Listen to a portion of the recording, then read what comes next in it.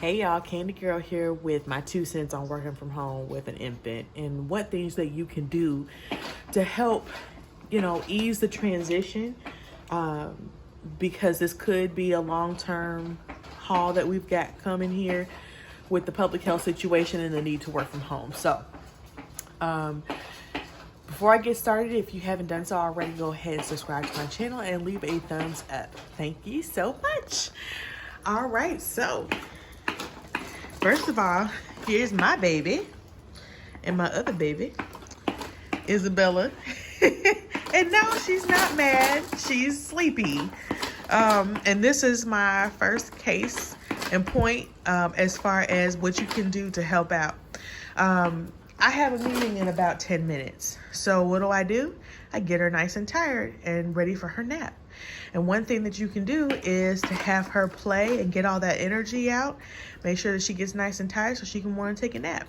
So this is one of her favorite toys. It's a little jumper by Baby Einstein that we got off of Amazon. It was actually a baby shower gift.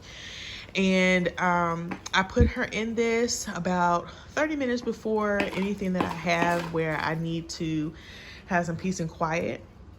Get her nice and tired out, and then she's ready to take a nap. And as you can see, it is a very successful tool. I also make sure that early in the morning, before she even wakes up, that I get the workspace ready.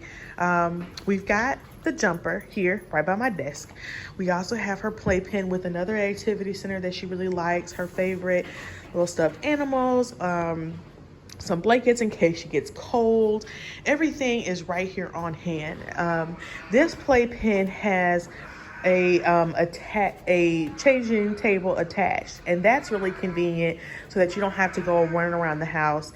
It also has like a little caddy here, so I keep it stocked with diapers, wipes, and another really cool tip is to have some puppy pads. Don't get the disposable changing pads. They're really expensive and really unnecessary. You can just get puppy pads from Walmart or Amazon. You can get a pack of 200 for like $20. So it's really cheap. And in the event that she pees while I'm changing her diaper or poops or something like that, all I gotta do is just remove this instead of having to wash the whole changing pad, which has really been a lifesaver. Not the most environmentally friendly thing, I must admit, but for a full-time working mom with an infant, sometimes you gotta do what you gotta do, okay? Now, the next thing is that I have her swing. She loves her swing, and the swing is facing the TV. And I actually have a show set up here where I can just put her in her swing. She can watch her TV, have some Sesame Street on or something like that, something nice and educational. And then the last thing that I have set up here is a little bouncer, and I can sit here at my desk and kind of bounce her with my foot if she really just wants to be near me. So the key here is to kind of set up your workspace so that you've got things around that are easily accessible, that you can, troubleshoot any issues, whether it be boredom, diaper change, or whatever the case may be. If you are nursing, try to have some bottles ready, or, just whip out the boob. That's what I do. I don't necessarily pump a lot because my supply is already low. So whenever I pump, I really don't get that much. But the point is to have some, to make it easy. You know what I'm saying? So pump during the day if you can, so that when your significant other, your partner, or whoever comes over to relieve you, there's a bottle available so that you don't have to worry about nursing. And then during the day, of course, you can nurse directly. If you're giving formula, then of course, maybe you can just pre-make some bottles, and therefore you can just easily reach in the fridge, warm up a bottle, and be done with it.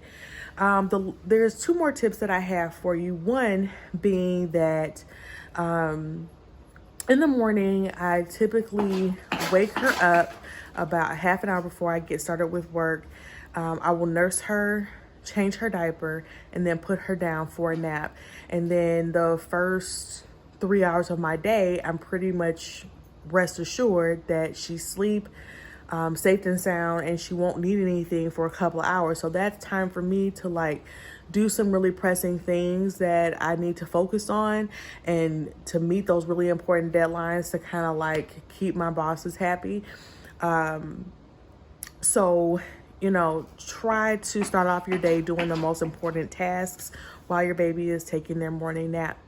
The last thing that I would suggest is that you ask your supervisor and or HR for a flexible work schedule. Ask them, you know, as long as you get 80 hours of work done in a pay period, whether you can have a flexible work schedule, because you really just never know what happens.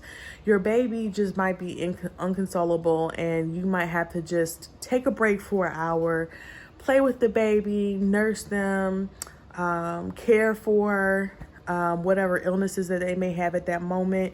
Just take an hour out of your day to really just focus on your child.